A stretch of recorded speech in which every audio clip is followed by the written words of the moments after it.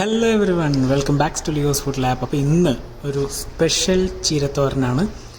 നിങ്ങളിതിന് മുന്നേ കണ്ടിട്ടുണ്ടോ എന്നറിയില്ല, പക്ഷേ എനിക്കിത് പുതിയ അനുഭവമായിരുന്നു. പക്ഷേ വ്യത്യസ്തമായൊരു ഡിഷാണ്.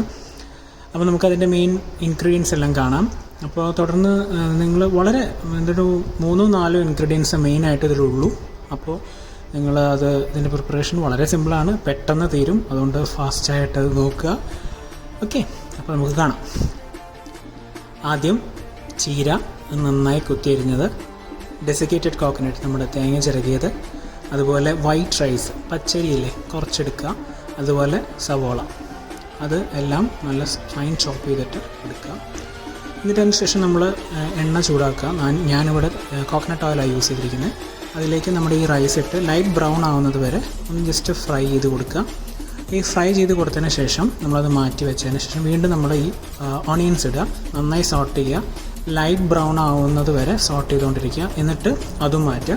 വീണ്ടും നമ്മൾ സ്പിനാച്ച് ഇടുക. ചീര ഇട്ടിട്ട് ഒരു 4 to 5 മിനിറ്റ്, ഏകദേശം 5 മിനിറ്റ് അത് വേവിച്ചെടുക്കുക. അത് വേവിച്ചെടുത്തതിന് ശേഷം നമ്മൾ നമ്മുടെ ഓണിയൻസ് അതിലേക്ക് ഇടണം. ഓണിയൻസ് ഇട്ടതിന് ശേഷം നന്നായി വഴറ്റി കൊടുക്കുക.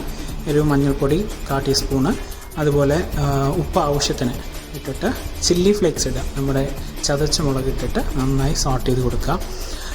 എന്നിട്ട് നമ്മൾ സോട്ട് ചെയ്ത് നല്ല അതിൻ്റെ കുത്തലൊക്കെ മാറിയതിന് ശേഷം വീണ്ടും നമ്മുടെ വറുത്ത അരി അതിലേക്ക് ഇട്ട് കൊടുക്കുക, അരിമണികൾ. എന്നിട്ട് നന്നായി സോട്ട് ചെയ്യുക. എന്നിട്ട് ഫൈനലി നമ്മുടെ ചിരകി വെച്ച തേങ്ങ അതിലേക്ക് ഇടുക, ഡെസിക്കേറ്റഡ് കോക്കനട്ട്. നന്നായി മിക്സ് ചെയ്യുക. സംഭവം റെഡി. അപ്പോൾ ഇതാണ് ലഞ്ച് സ്പെഷ്യൽ.